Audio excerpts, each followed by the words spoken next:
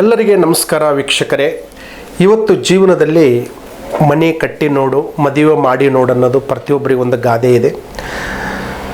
ವಾಸ್ತು ಮನೆ ಎಷ್ಟೋ ಜನ ಲಕ್ಷಗಳಿದಾವೋ ಕೋಟಿಗಳಿದಾವೆ ಅಂದ್ರೆ ಮನೆ ಕಟ್ಟೋಕ್ಕಾಗ್ತಾ ಇಲ್ಲ, ಮನೆ ಪ್ರಾರಂಭ ಮಾಡೋಕ್ಕಾಗ್ತಾ ಇಲ್ಲ, ಮನೆಯಲ್ಲಿ ನಮಗೆ ಅನುಕೂಲ ಆಗ್ತಾ ಇಲ್ಲ.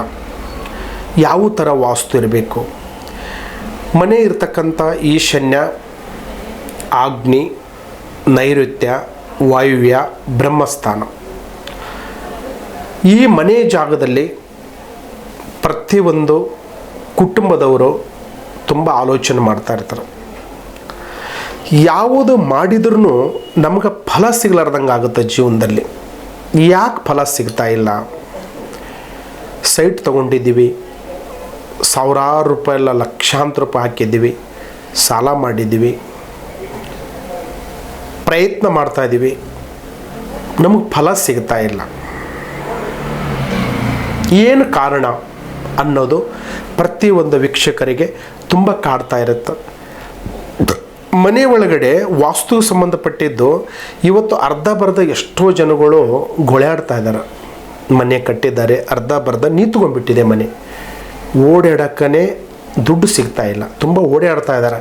ನನಗೆ ಲೋನ್ ಆಗ್ತಾ ಇಲ್ಲ, ಫ್ರೆಂಡ್ ಕೊಡ್ತಾ ಇಲ್ಲ ಅಮೌಂಟು, ಯಾರಿಗೂ ದುಡ್ಡು ಕೊಟ್ಟಿದ್ದೀನಿ, ಚೀಟಿ ಹಾಕಿದ್ದೀನಿ, ಚೀಟಿ ಬರ್ತಾ ಇಲ್ಲ. ಬಿಸ್ನೆಸ್ಸಲ್ಲಿ ಏನೇನೋ ಮಾಡ್ತಾ ಇದ್ದೀವಿ ಪ್ಲ್ಯಾನ್ಗಳು, ಯಾವುದೂ ನಮಗೆ ಸಕ್ಸಸ್ ಆಗ್ತಾ ಇಲ್ಲ. ಅಂಥವರು 100ಕ್ಕೆ 100 ತಲೆ ಬಿಸಿ ಆಗ್ತಾ ಇರ್ತದೆ. ಸಮಾಧಾನ ಎಂಬುದು ಇಲ್ಲ. ಅದಕ್ಕೆ ನಮಗೆ ಸಮಾಧಾನ ಇಲ್ಲ ಅನ್ನೋದಕ್ಕೆ ಕಾರಣಗಳು ಏನಂದರೆ ಈ ಕೆಟ್ಟ ಕಂಟಕಗಳು, ಕೆಟ್ಟ ಗಂಡಂತರಗಳು, ಕೆಟ್ಟ ದೋಷಗಳು ವಾಸ್ತುದಲ್ಲಿದ್ದಾಗ ಏನು ಮಾಡೋಕ್ಕೆ ನಮಗೆ ದೋಚೋದಿಲ್ಲ. ನಮ್ಗೆ ಗುರು ಇಲ್ಲದ ಗುರಿ ಇಲ್ಲ ಅಂತ ಹೇಳ್ತಾರೆ ನೋಡಿ. ಗುರು ಇದ್ರೆ ತಾನೇ ಗುರಿ ಇರೋಕ್ಕಾಗೋದು. ಗುರಿ ನಾವು ಬರೀ ಸಾಧನೆ ಮಾಡ್ತಾ ಇದ್ದೇವೆ ಹೊರತಾಗಿ ಯಾವುದೂ ಫಲ ಸಿಗ್ತಾ ಇಲ್ಲ. ಇವತ್ತು ಮಾಡೋನು, ನಾಳೆ ಮಾಡೋನು, ವೀಕ್ಲಿ ಮಾಡೋನು, ಮಂತ್ಲಿ ಮಾಡೋನು, ದಿನಕ್ಕೆ ದಿನ ಕಳೀತಾ ಇರ್ತದೆ.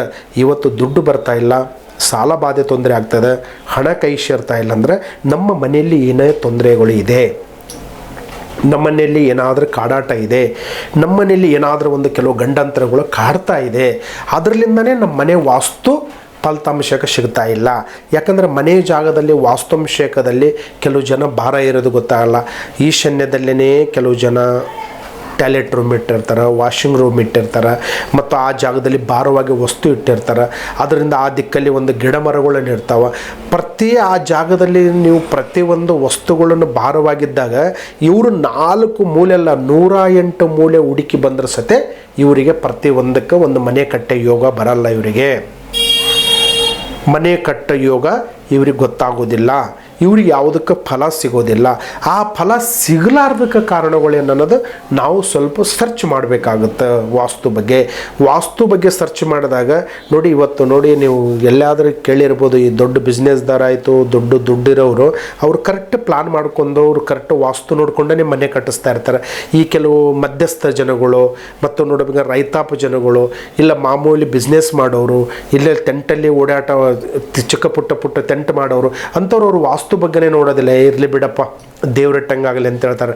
ದೇವ್ರಿಟ್ಟಂಗೆ ಆಗೋದಿಲ್ಲ. ಈಗಿನ ಸಂಸ್ಕಾರ ಹೇಗಿದೆ ಅಂದರೆ ಅದಕ್ಕೊಂದೊಂದು ಗೂಡು. ಅದಕ್ಕೆ ದೇವ್ರ ಜಾಗದಲ್ಲಿರಬೇಕು, ಬೆಡ್ರೂಮಲ್ಲಿರಬೇಕು, ಹಾಲಿರೋ ಜಾಗದಲ್ಲಿ ಹಾಲಿರಬೇಕು, ಅಡುಗೆ ಮನೆಯಲ್ಲಿರೋ ಜಾಗದಲ್ಲಿ ಅಡುಗೆ ಮನೆ ಇರಬೇಕು. ಈ ಥರ ನಾನಾ ತಿರುವನ್ನು ನಾವು ಕರೆಕ್ಟವಾಗಿ ಇದ್ದಾಗನೇ ನಮ್ಮ ಲೈಫ್ ಚೆನ್ನಾಗಿರುತ್ತೆ. ಅಯ್ಯೋ ಬಿಡಪ್ಪ, ಎಲ್ಲ ಕಡೆ ನೋಡಿದ್ದೀವಿ, ಎಲ್ಲ ಆಗಿದೆ, ಎಲ್ಲ ನೋಡಿದ್ದೆ ಅಂದಾಗ ನಮ್ಗೆ ಯಾವುದೋ ಫಲ ಸಿಗೋದಿಲ್ಲ. ಫಲ ಸಿಗಬೇಕಂದ್ರೆ ನಿಮಗೆ ಪ್ರತಿಯೊಬ್ಬ ವ್ಯಕ್ತಿ ಪ್ರತಿಯೊಂದು ಮನೆಯನ್ನು ವಿಚಾರಣೆ ಮಾಡಬೇಕು. ಈಶಾನ್ಯದಲ್ಲಿ ಡೋರ್ ಇರಬೇಕಾ, ನೈಋತ್ಯದಲ್ಲಿ ಡೋರ್ ಇರಬೇಕಾ, ದಕ್ಷಿಣದಲ್ಲಿ ಡೋರ್ ಇರಬೇಕಾ, ಯಾವ ಡೋರಲ್ಲಿ ಎಲ್ಲೆಲ್ಲಿ ಇಟ್ಟರೆ ನಮ್ಮ ಮನೆ ತಾನ ನಮಗೆ ಉದ್ಧಾರ ಆಗುತ್ತಾ, ಯಾವ ದಿಕ್ಕಲ್ಲಿ ಮನೆ ವಾತಾವರಣ ಇಟ್ಟರೆ ಚೆನ್ನಾಗಿರುತ್ತೆ ಅನ್ನೋದು ನಾವು ಸ್ವಲ್ಪ ಸರ್ಚ್ ಮಾಡಬೇಕು. ಸರ್ಚ್ ಮಾಡಿದ್ರೆ ನಮಗೆ ಫಲ ಸಿಗುತ್ತೆ. ಸರ್ಚ್ ಮಾಡಲಿಲ್ಲ ಅಂದ್ರೆ ನಮ್ಮ ಜೀವನದಲ್ಲಿ ಯಾವುದು ಫಲ ಸಿಗೋದಿಲ್ಲ. ಇವತ್ತು ಮನೆಯಲ್ಲಿ ಯಾವುದು ಮಾಡಬೇಕಂದ್ರೆ ಹಣ ಇದ್ದರೆ ಮನೆ ಕಟ್ಟೋಕೆ ಆಗೋದಿಲ್ಲ. ₹1 ದುಡ್ಡು ಇಲ್ದವ್ರು ಸತ ಇವತ್ತು ಕೋಟಿಗಟ್ಟಲೆ ಮನೆ ಕಟ್ಟಿದ್ದಾರೆ. ಅಯ್ಯೋ ಮನೆ ಹೆಂಗೋ ಆಗ್ತೋ ಗೊತ್ತಿಲ್ಲಪ್ಪ, 3 ತಿಂಗಳ ಪ್ಲಾನ್ ಹೇಳಿದ್ದು, 6 ತಿಂಗಳ ಪ್ಲಾನ್ ಹೇಳಿದೆ, ವರ್ಷದಲ್ಲಿ ಮನೆ ಮುಗಿದೋಯ್ತು, ಲೀಜಿಗೆ ಬಂದರು, ಲೋನ್ ಆಯಿತು, ದುಡ್ಡು ಬಂತು, ಯಾವಾರ ಬಂತು.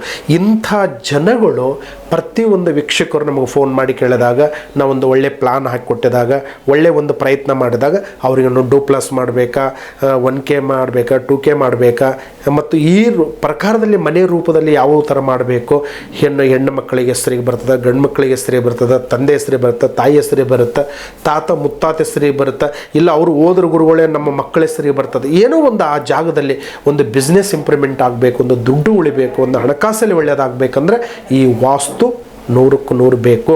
ವಾಸ್ತು ತಿಳ್ಕೊಂಡ್ರೆ ಖಂಡಿತವಾಗಿ ಪ್ರತಿಫಲ ಸಿಗ್ತದೆ. ಎಲ್ಲರಿಗೆ ಒಳ್ಳೆಯದಾಗಬೇಕಂದ್ರೆ ನಾವು ಒಂದು ಮಾರ್ಗದರ್ಶನ ಬೇಕು. ಮಾರ್ಗದರ್ಶನ ಇಲ್ಲದೆ ಯಾವುದು ಮಾಡೋಕ್ಕಾಗಲ್ಲ. ಮಾರ್ಗದರ್ಶನ ಪಡೆದುಕೊಳ್ಳೋಕೆ ಒಂದು ಅವಕಾಶ ಮಾಡಿಕೊಳ್ಳಿ. ಎಲ್ಲರಿಗೆ ಈ ವಿಡಿಯೋವನ್ನು ಸಬ್ಸ್ಕ್ರೈಬ್ ಮಾಡಿ, ಎಲ್ಲರಿಗೂ ಒಂದು ಯಾಡವನ್ನು ಕಳಿಸಿ. ಎಲ್ಲರಿಗೂ ಒಳ್ಳೆಯದಾಗಲಿ. ಇನ್ನೊಂದು ಯಾಡಲ್ಲಿ ನಾನು ನಿಮಗೆ ಕಾಣ್ತೇನೆ. ಅಲ್ಲಿವರೆಗೆ ಒಳ್ಳೆಯದಾಗಲಿ. ಎಲ್ಲರಿಗೆ ನಮಸ್ಕಾರ. ಒಂದು ಸುತ್ತ ನಮಸ್ಕಾರ.